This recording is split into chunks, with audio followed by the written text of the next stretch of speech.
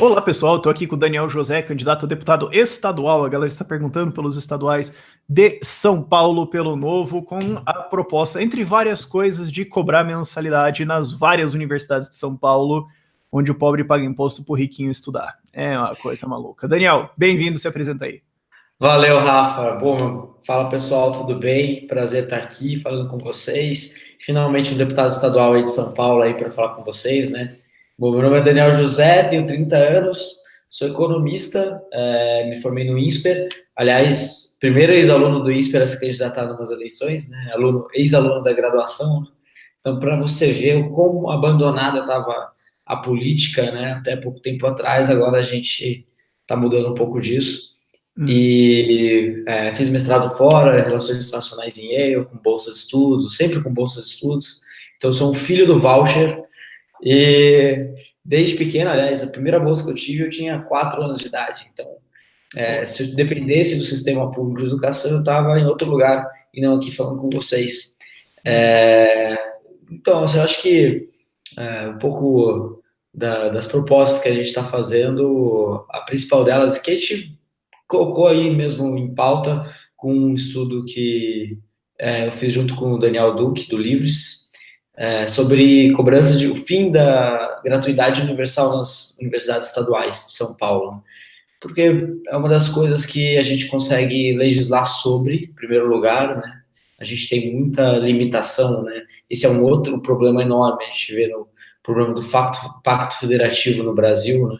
Que você não pode legislar sobre temas tão relevantes quanto os deputados federais podem, né?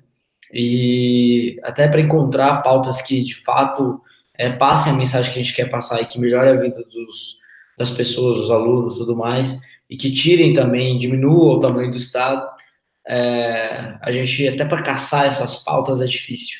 Mas, enfim, acho que a cobrança de mensalidade é um negócio que um tema que começou a ser falado recentemente, né? E que agora começou a ganhar um pouco mais de corpo e que a gente está tentando empurrar para gerar um debate mesmo, né? Para as pessoas, até da esquerda, verem o absurdo que a turma da esquerda, pô, até hoje. Enfim, se você olhar os dados, assim, você vê que é o que você falou, assim, é o ICMS, que é o Imposto sobre Consumo, financiando quem está estudando na universidade, né? Então, no bottom line, quem não pode pagar uma escola particular, transferindo recursos, né, para quem estuda na USP, Unesp, Unicamp, que são 3/4 dos alunos que vieram de escola particular. Então, para corrigir um pouco disso, para diminuir, tirar um pouco, dar um sentido que serviço público pode ter preço, né? Enfim, dar um sinal de como que poderia ser a ideia de um ensino que tenha um lado também um pouco mais, como que eu posso dizer, que fique menos dependente do Estado, assim, sabe, de gerar receita para bancar todas as despesas, custos que são envolvidos na universidade. Entendi. E para a gente ter uma noção dos custos, USP, Unesp e Unicamp, é isso? Isso, são as Primeiro, estaduais. antes da gente entrar em custos, por que tem 3? Pois é, essa é uma boa pergunta. É Não, uma boa pergunta. eu não entendi, mas se as 3 são universidades estaduais do estado de São Paulo, por que 3? Não é mais fácil, junta aí, Pois reduz o é. sistema, simplificando a logo, você imaginaria, mas... Então acho que essa é uma boa Eu pergunta. acho que é para facilitar, porque daí a gente pode culpar a Unicamp, né? Isola um pouco mais, talvez, assim, mas... O Departamento de Economia da Unicamp. Tudo a culpa Pois vem é, esse a gente dela. pode fechar só. Mas fecha. Teve o Fecha pessoal e da põe um pedido esquerda de que desculpas, assim, na porta. Foi mal. Tem o pessoal da esquerda que me atacou assim, dizendo que eu quero desmanchar a USP. A USP eu não sei, mas o departamento de economia da Unicamp, Esse a gente quer. esse a gente quer. Mas Esse não piadas à tem mais parte. salvação. Mas piadas à parte, qual é o tamanho do gasto que a gente tá falando aqui? Quanto que é o orçamento dessas 3 combinadas? É 10 bi de reais dessas três. E que vale, na verdade, a 10% do ICMS do Estado, né? O custo por aluno nessas universidades é R$ 5.500 por mês. Então, Por aluno em média. Então, contando o aluno de antropologia da flauta louca, depois de medicina no meio do caminho. Seria curioso saber, né, como é que é a distribuição de vagas e tudo mais, mas eu acho que isso é só uma divagação secundária aqui, mas, cara, é um custo bem alto e, assim, 10 bi, para quem tem noção, se eu não me engano, o orçamento aqui do estado do Paraná é 50 bi. Então, assim, isso, acho que deve ter estados que tem um orçamento de, sei lá, Amapá, algum estado assim. Amapá deve ser menos até. Os não, acho que faz estados com um sentido. orçamento desse. Deu vontade de fazer essa pesquisa mesmo. Mas, cara, isso é impressionante mesmo. 10 bi. Esses são 10 bilhões de reais porque eu lembro que você falou lá atrás que 75% dos alunos são oriundos de escola privada. Escola privada de São Paulo, que já é um custo de mensalidade, né? Já é uma coisa um pouquinho mais diferente. É outro nível. Então, a gente pode calcular aí como é que seria essa cobrança? Assim, não sei se vocês já têm uma proposta delineada de exatamente quem que pagaria, quem que não paga, onde é que seria, porque eu imagino que seria por renda, né?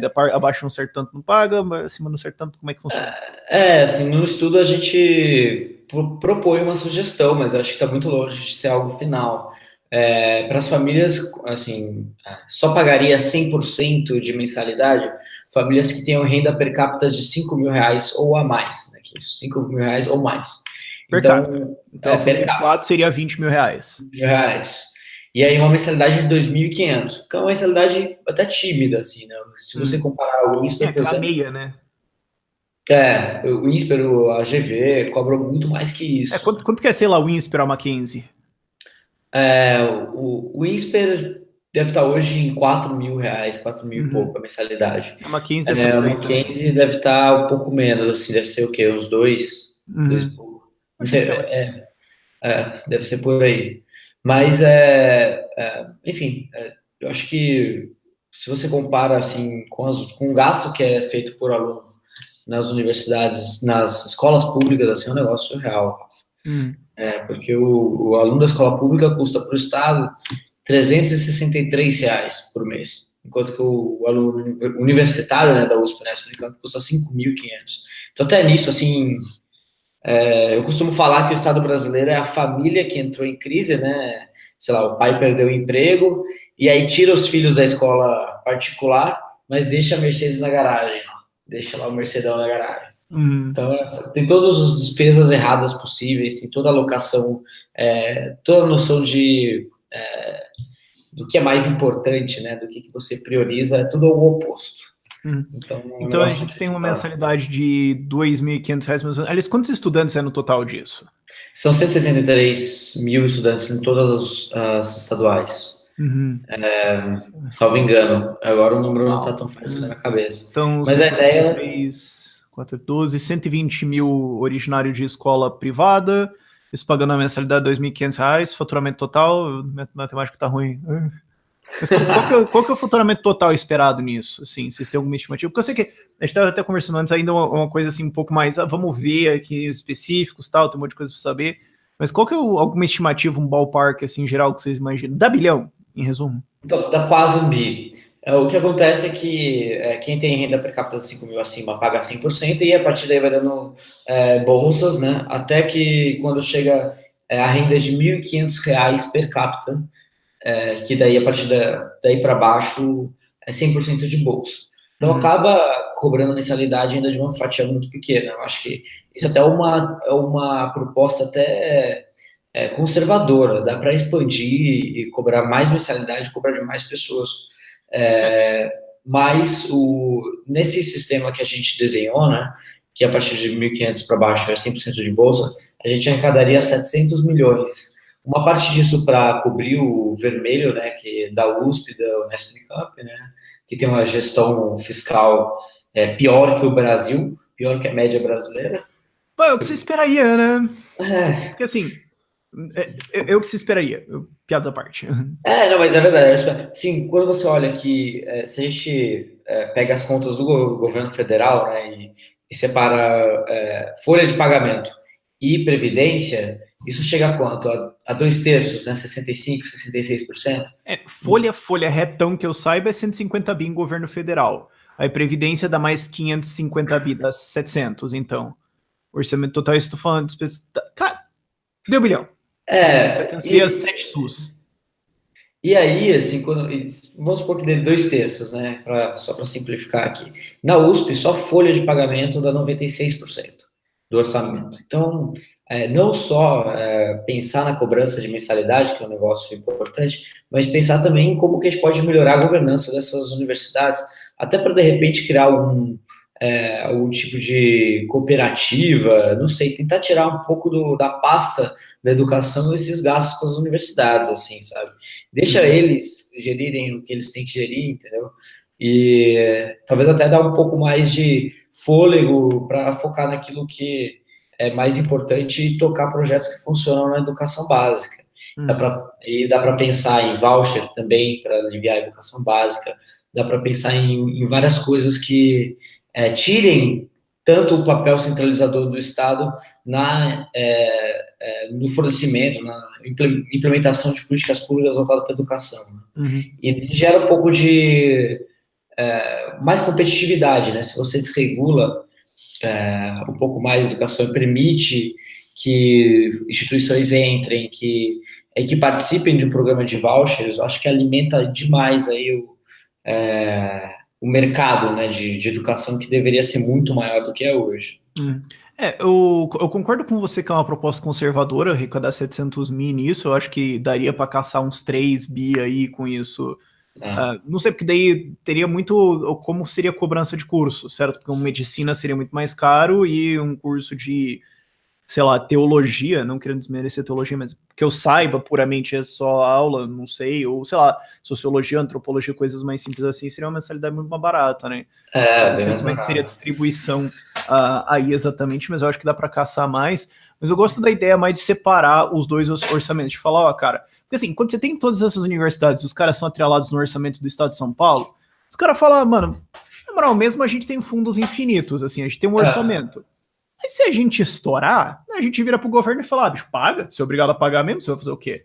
Então, eu acho que criar uma certa medida de, olha, esse aqui é o teu orçamento, se não deu, vocês que se virem, dá uma contida nisso, né? Porque você tem salários fantásticos lá dentro, tem aposentadorias fantásticas, o negócio meio da babesco, assim, em alguns sentidos, e estoura esse troço todo, assim, eu gostaria de ver mais independência nesse sentido. Quer dizer, claro, o que eu gostaria de ver é isso tudo privatizado.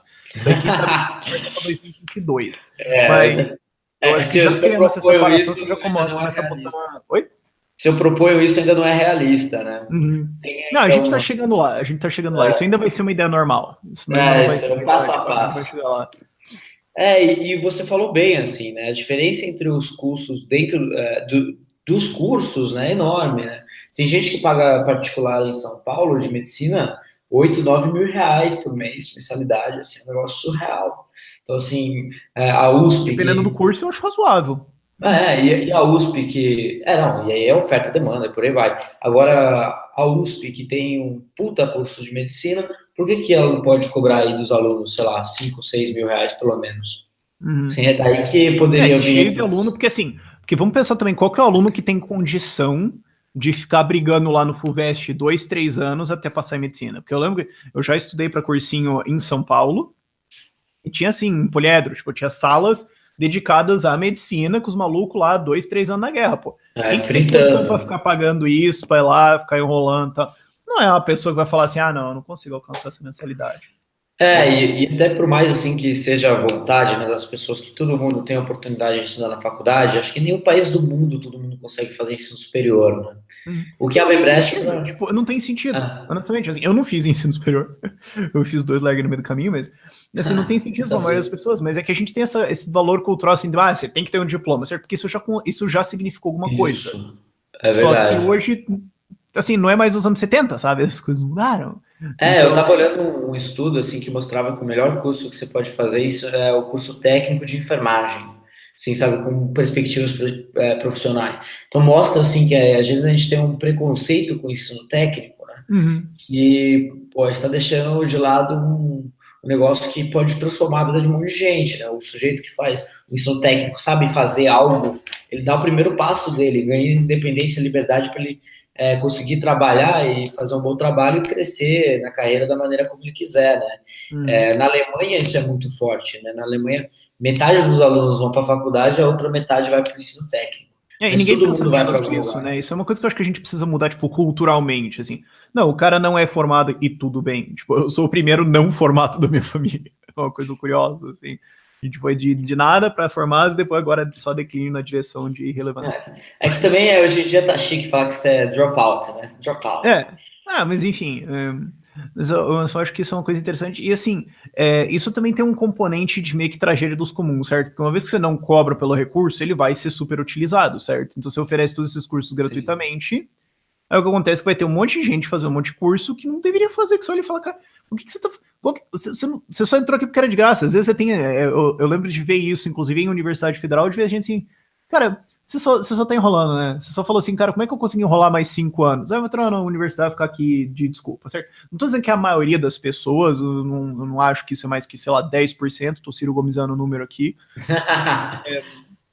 Mas tem isso e tem muita gente consumindo um recurso acima do que deveria, um recurso mais do que deveria estar, quando poderia estar em algum curso que ele pensasse, não, pera aí, se eu fosse obrigado a escolher e pensar em custo-benefício, o cara faz uma escolha diferente. E você tá certo de falar dessa coisa de salários também, porque como eu falei, eu tava recentemente em Portugal, os caras tinham assim, eles estavam com demanda para serralheiro, o cara que trabalha com metais, tipo, não, fundir caminhão, tal, né, cortar, tal. Metalurgia, geral, salário de, sei lá, 1.500 euros por mês, mais alguns benefícios, mais 13º e tudo mais. Isso hoje é o quê? 7 pau e meio?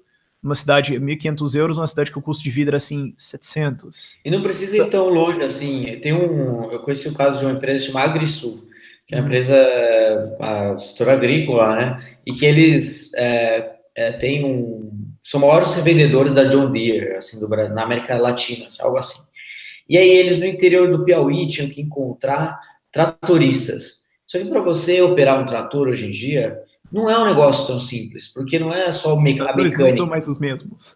Os tratores têm aquela porcaria. Exatamente, tem um monte de tecnologia embarcada. Então você tem um monte de elétrica, eletrônica, sabe? Tem que entender computação. É praticamente um cara de TI, assim, sabe? E aí, como é que eles vão encontrar esses caras para operar essas máquinas no interior do Piauí? E o que a empresa fazia era uma formação de 2 anos, eles gastavam 4 pau por mês para formar esses meninos. E assim, a primeira aula deles eles faziam uma seleção, né, mega rígida, em diversas escolas públicas, e aí os caras que eram selecionados e tal, faziam o treinamento. Depois do primeiro semestre, eles ganhavam uma caixa de ferramenta, aí eles até levavam para casa no final de semana, para mostrar para os familiares. Ao final de um ano, ganhavam um computador. As primeiras aulas deles eram de higiene, porque boa parte deles nunca teve acesso assim, a uma escova de dente, entendeu? E aí os caras, depois de 2 anos, se formavam e ganhavam o quê? 8, 9 mil reais por mês, cara. Então, assim, o que é um salário muito acima da realidade brasileira e que, pô, esses moleques aí tiveram a vida, estão tendo uma vida completamente isso aí já é salário de político e cartorário, quase, é um negócio fantástico. Mas e justo você está explicando uma coisa assim que para muitas pessoas é uma impossibilidade lógica, quer dizer, a empresa vai lá, pega, paga o treinamento, dá a educação, dá tudo para pensar que vai ter um retorno lá na frente. Então assim, quem que vai educar as pessoas? Empresas.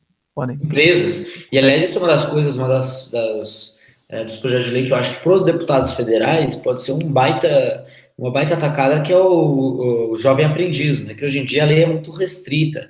Por exemplo, se você tem uma posição dentro do prédio da empresa inteira, que é uma posição insalubre, não pode ter nenhum jovem aprendiz no prédio inteiro. Então, você sabe umas restrições assim, malucas?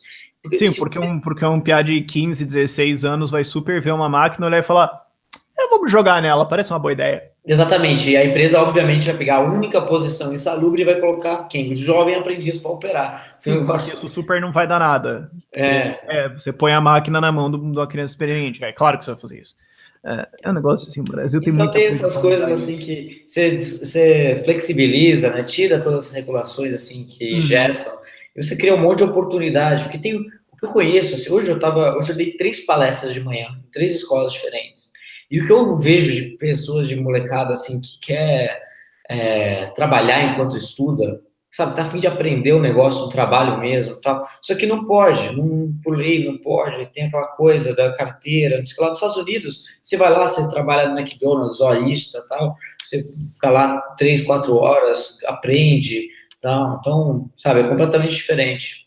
E também você tem outros. Eu adorei que a gente meio que virou podcast, eu acho isso pra caramba, mas você tem outra coisa também que é muito currículo rígido, certo? Porque assim, Eu lembro que quando eu tinha, sei lá, 12, 13, 14 anos, uma das coisas que eu achava mais massa, que eu tinha muito interesse, era, tipo, carpintaria, tipo, construir coisas com madeira, porque eu achava bonito. Ou trabalhar com metais, tipo, eu achava isso legal. Eu, cara, eu tenho 14 anos, acho isso legal, não sei, deixa. Eu poderia fazer aula disso? Pode, mas na escola pode ter isso. Tentam colocar uma aula de carpintaria numa escola, meu Deus do céu, vai todo mundo preso por trabalho escravo, certeza. Certeza, na hora. Certeza, cara. Então a gente tem isso tudo engessado, então você poderia ter mais um monte de coisas aí em cima, mas o Estado regula MEC, encaixa todo mundo, vai lá estudar biologia, anatomia da esponja. E não ensina ninguém a porcaria nenhuma, né? O que é um negócio surreal, porque eu estava até conversando com uma pessoa que está trabalhando na minha equipe, e ele falou que ele trabalhava numa indústria, né? E todas as pessoas que vinham já com experiência do McDonald's eram as melhores, porque elas tinham disciplina, porque elas aprendiam a fazer os trabalhos que eram mais difíceis, tipo limpar banheiro, fazer tudo isso, tal, coisa que um aluno cru de uma escola pública não está preparado, e talvez nem até por culpa dele, mas por falta de completa estrutura, né? Assim, a escola pública brasileira é um negócio falido. Aliás, até quando eu falo de voucher, e até assim, num debate, talvez no final de semana, um debate com uma candidata do PCdoB de um lado e com uma candidata do PSOL do outro. E aí, assim, foi uma coisa... Precisava do Cabo Daciolo nesse debate também, para ser... E agora, para o momento Daciolo. Nação brasileira, né? Aquele esquema dele. Diz no livro de Jeremias. Nossa, é um negócio fantástico. Não, mas você estava no debate com elas e... E aí eu falei do voucher como uma alternativa para quem está numa escola ruim. Então imagine que a educação brasileira, ela é medida, a qualidade da educação é medida através do IDEB, que é uma prova que acontece a cada 2 anos, e que o resultado da prova sai só 1 ano depois que a prova foi feita. Então, assim, aquelas coisas de Brasil. 3 anos para descobrir se o negócio está funcionando ou não. Quando viu que o aluno não aprendeu, ele já foi embora, já. Pós-mortem. E aí, o que acontece, né? Tem escolas que de 0 a 10, e eu enfatizo de 0 a 10, porque uma vez eu conversei com um senador, e ele falou, Daniel, mas as escolas não estão tão mal assim. O IDEB aqui no meu estado, o ensino médio é 3,3, então 3,3 de 0 a 5 não está tão mal. Eu falei, não, mas senador da República, é de 0 a 10, entendeu? Então, assim, do salário. Porra, e aí enfim, cara, tem escolas, eu tava vendo assim, tem escolas que tem o IDEB 0,8. Uma escola que tem IDEB 0,8, ela não tem razão de existir. Ela já é insegura, com certeza tem tráfico de drogas. Virou creche. Tem muita escola que na real é creche, né? Sejamos sinceros. Aquilo ali não funciona. Então, qual que é a minha proposta? Pega aquela escola, fecha a escola, e aí muita gente já se arrepiou no debate, já foi quase hostilizada, né? Fechar a escola. Primeiro que assim, o primeiro motivo para fechar não é nem qualidade, é curva demográfica, né? Porque a população de crianças está encolhendo. Está encolhendo. Há 10 anos atrás, o estado de São Paulo tinha 5 milhões de alunos. Agora são 3,8 milhões de alunos. Então tem que fechar a escola, porque é o tamanho de uma deficiência enorme. E aí, pega essa escola que está ruim, 0,8, fecha essa escola, o custo utilizado para ela passa como vale escola para as famílias escolherem qual escola colocar numa escola particular. Claro que daí você pode gerar incentivos para que a qualidade aumente também, né? Então, só podem escolas ter um nível mínimo de qualidade para você, pelo menos, não massificar o ensino, assim, porque também o mercado opera, né? E aí a qualidade cai em 2 segundos, né? Porque se o incentivo é a geração de receita e colocar mais aluno na sala de aula, a preocupação com qualidade não vai ser primária. Então, isso até é um problema. Uni, né? Quanto mais alunos você tem na sua sala, você consegue ter o desconto. Então, o que a universidade fez, tem 40 alunos aqui. Bota mais 10, pronto, vup, e dane. Exatamente. Tem incentivos bizarros. E essa é uma crítica que eu tenho muito forte a vouchers. Eu não gosto da ideia de vouchers, assim, porque eu acho que dá um monte de coisa.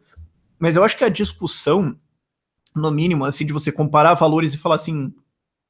Só para você, porque assim, muita gente nem saca isso, né? O custo de educação, os resultados e tudo mais. Então você poder falar assim, cara, o que você preferia? Certo? Isso aqui custa R$400 por mês. Você preferia estar nessa escola ou você preferia 400 pau na tua mão? Ou deixar de pagar isso em ICMS, depois você vê... Ou você prefere que tire o imposto da escola e depois tire o ICMS que você pagou e você põe lá, sabe? E você começa a jogar essas coisas, o cara começa a pensar, pera... né?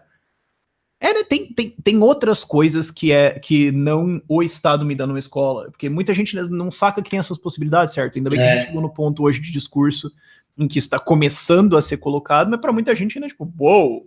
Muita gente da Só para esquerda você estourar a começou. discussão já é uma coisa legal.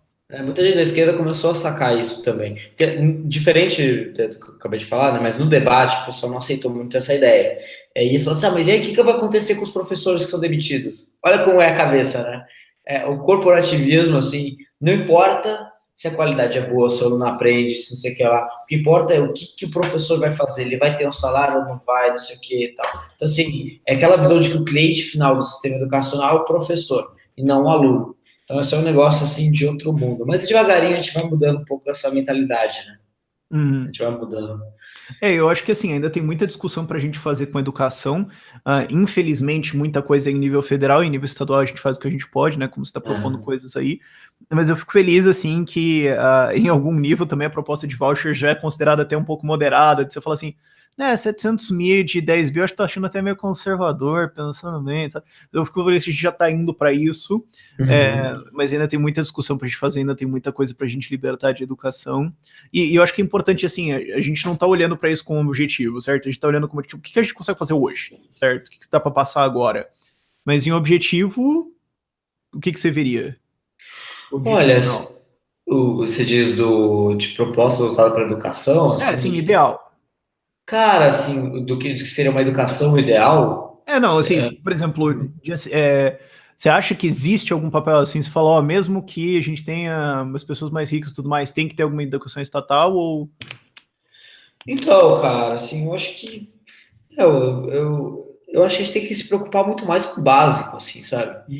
Porque no final de contas, né, o ensino superior, é, se a pessoa já teve uma boa formação, ela pode ter muito mais alternativas enfim, e não vai ser ela não tendo uma USP gratuita que vai impedir ela de fazer a faculdade, entendeu? Ela vai dar um jeito, assim como conseguir dar um jeito lá para fazer isso com bolsa de estudos, e tal. Então, assim, dá para encontrar um caminho. Agora, o que eu acho que nessa história toda é um absurdo é você dedicar tanta atenção, né, tantos recursos, né, para um negócio estatizado que só está ali, que teria alternativas, né, sendo que isso está ocupando espaço e receita e energia de uma educação básica que não funciona, que está quebrada, que, poxa, que você tem que pegar na mão do professor para, sabe, um negócio assim surreal. Eu queria até convidar para todo mundo que está ouvindo, está assistindo, né, para visitar uma escola pública do bairro. É um negócio inacreditável. Você acha que, sei lá, assim, vários que estão assistindo e ouvindo também já estudaram em escolas, tiveram que passar por salas de aula, que são um negócio impressionante. Impressionante. Então, é, claro que tem muita escola boa, escola pública boa. E essas escolas públicas boas têm que ganhar autonomia. Deixa os caras, sabe, tocarem, fazer o trabalho do jeito que eles quiserem, porque eles Quem tá já fazendo mostraram que certo são não tem que ter medo bons. do mercado, né? Você já tá Isso. fazendo certo, você já tem competição, porque muitas escolas boas, na verdade, é via seleção, né? Tem processo seletivo e tudo mais. Só, cara, então você não tem que ter medo, cara. Vocês conseguem se sustentar. Quem tem medo, justamente, o cara fala assim: não, eu quero que as pessoas sejam obrigadas a me pagar. Você fala, deve ter alguma coisa estranha com o produto, né, cara? Não É, sei. exatamente. Mas voltando assim, você acha assim que é uma competência do Estado da educação mesmo, assim, se, tipo, se a gente tiver uma situação tipo Dinamarca, assim, as pessoas já são ricas, já têm não sei o quê, mas ainda tem que ter educação pública, ou, cara, é só para quem não consegue pagar como uma transição, digamos assim. Eu acho que a gente teria que criar essa mentalidade que a gente deve testar tudo, sabe?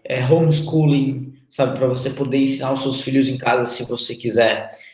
Testar todas as coisas que estão sabe? Que foram testadas em outros lugares, sabe? E não só se prender a um modelo. Eu acho que poderia pensar um pouco em educação pública mesmo, fornecida pelo Estado e tudo mais, porque, assim, a gente ainda está longe de virar uma Dinamarca e a gente tem escalas muito grandes. Tal. Eu viajei já para o interior do Amazonas, você vê escolas ali que você fala, meu Deus do céu, sabe? Primeiro que o mercado não vai chegar ali, né? Não vai ter o setor privado ali, porque não tem sentido, tem receita, não tem renda. Então não tem como ter receita de escolas, então as escolas não vão chegar. Então ali nesses casos, né, mercados às vezes falham, né? Então ali faz sentido ter uma presença maior, assim, para suprir uma falha de mercado, né? Que eu acho que faz sentido, né? Hum. É claro que isso tem que estar em todo lugar, mas em diversos casos eu acho que faz sentido sim. E o ensino, às vezes, até pega português e matemática, para esses lugares que são muito vulneráveis, assim, muito, sabe, distantes e tal, cara, o ensino pega português e matemática e faz um currículo padronizadinho e ensina os caras, sabe, pelo menos isso. Aí depois nas outras matérias você vê o que você faz, tal, sabe, dá mais autonomia aos professores, e por aí vai, mas pelo menos o básico, sabe, ensinar bem feito, já seria uma evolução tão grande. No Brasil, de todo mundo que se forma no ensino médio, só 9% sabe o mínimo de matemática. Isso é um negócio, assim, tão surreal, né? E ainda querem atuchar o currículo de mais um monte de coisa, né? Deixa eu te É, perguntar uma coisa. Você já viu aquele meu vídeo em que eu recomendo a leitura daquele livro The Beautiful Tree? não cheguei a ver, Não, não. recomendo a Qual que é a leitura, cara. O leitura? David Friedman me recomendou isso, porque você falou assim de escolas nessas regiões pobres e tudo mais, como é que chegaria e tudo mais. Isso é uma visão normal, tipo, até eu tinha essa visão um pouco assim, mesmo sendo libertário, tipo, não sei se um dia vai Uhum. até lá. Mas é um livro mó legal que eles contam a história de. O autor, né, conta a história de como ele foi para favelas e para lugares super pobres e ele descobriu que, assim, os pobres se educam, né? Quando não tem assim um estado fazendo, ou Uhum. mesmo quando tem um estado fazendo e vai ser ruim, os pobres, inclusive em várias situações de maneira ilegal, criam as escolas deles e fazem o ensino deles e acaba sendo muito melhor. Então, assim, é um negócio muito Eu não duvido, contrassenso, assim, algumas coisas, porque você imagina que escola tem que ser uma coisa cara e tudo mais. Mas uma vez que Não, você vê o eu teste, você acredito fala, nisso tipo, também. Eu acredito nisso também. Talvez tenha um pouco de viés por, sim, já ter rodado secretarias de educação ao redor do país, teve situações, sim, bizarras. uhum, Então, assim, eu tenho um pouco esse viés, talvez. Mas, por uhum, exemplo, uma forma que o setor privado resolve problemas em lugares que são praticamente inacreditáveis, assim, olha, por exemplo, o Elon Musk, né, aquela armazenadora, aquela bateria para energia solar em casa. Né? Você uhum. vai para, eu estava falando agora do interior do Amazonas, né, que eu visitei escolas lá e tal, você vai lá, cara, tem umas linhas de fio de eletricidade cruzando o rio, assim, Não tem a menor lógica, né? nenhuma lógica, Não cara. tem Então, nenhum assim, jeito que aquele troço tá dando lucro, não mas você faz poderia botar sentido solar nenhum. lá o tempo todo, Isso, com rodar e bateria, dane-se, já resolve todos os quero ver problemas. importar isso aí, né? EAD também, né? EAD é um negócio que, se bem utilizado, funciona também, né? Basta que o professor se torne um tutor e acompanhe o aprendizado dos alunos, né? Tem um mínimo de preparo para conseguir acompanhar o aprendizado dos alunos, mas não necessariamente precisar ensinar eles, né? Então, é uma maneira também, né? Que pensando rápido, né, do que poderia ser feito para chegar nessas áreas como o setor privado, né? Eu acho que isso já acontece no Brasil também, né? A quantidade de alunos EAD é enorme, isso para muita gente não funciona, né? Porque tem muita gente que ainda não tem uma disciplina tão, enfim, trabalhada, né? Mas muita gente Eu funciona acho que essa assim e se disciplina educa vem com bem. demanda, cara. Eu acho que é muito É assim, verdade. conforme a demanda puxa, o cara fala, bom, né? É Vamos lá. quilometragem, Uhum. quilometragem. E essa é uma É. coisa também, assim, a gente não tem esse teste, certo? A gente tem. Eu tava pensando sobre isso também. Um dia eu não quero escrever sobre, tipo, todas as distorções. Eu já tem até alguns livros sobre isso, mas uma coisa centralizada para uma literatura brasileira também, todas as distorções, tipo, morais e comportamentais que o Estado causa, é uma dessas, né?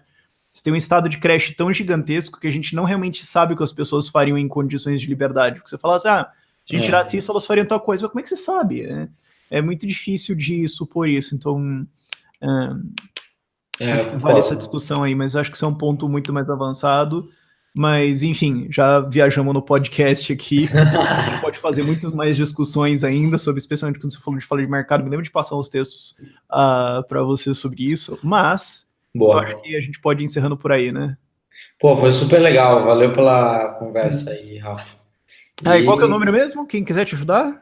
Outras ó, coisas assim? pode falar o Pode, número já pode, né? eleitoral? Já Finalmente. pode. Então, ó, pessoal, quem estiver procurando um deputado estadual por São Paulo, meu número é 30300, é um número fácil, facinho de decorar. Então, ajuda aí também divulgando para as pessoas. Para quem quiser acompanhar o nosso trabalho, é, online, né? Então, no meu Facebook e Instagram são as plataformas que eu mais uso, que é Daniel José Eu BR. vou colocar os links na descrição, não se preocupa. Boa. E também o nosso WhatsApp aí, manda um WhatsApp para a gente se você quiser se voluntariar, ou mesmo Uhum. mensagem pelo Facebook ou pelo Instagram, assim, que a gente está precisando de ajuda de muita gente se envolvendo, assim, que, cara, não é fácil, cara, não é fácil. Acho que a coisa menos óbvia que alguém faz na vida é se candidatar. Parece que é a mesma coisa que empreender na Mongólia tendo, sei lá, 2 meses para botar de pé uma empresa, com um bando de burocracias e, Na enfim, Mongólia, sendo que você não fala, você só fala você não português. fala e tem que tomar, sei lá, 5% do market share em 60 dias, assim, é um negócio surreal. É difícil pra cacete. É difícil pra cacete. Mas curiosamente a gente está aqui e a coisa só cresce, né? Isso que é legal de ver. Mas, mas enfim, eu acho que por esse vídeo é isso, gente. Valeu aí, Daniel. Tamo Tchau, junto. tchau.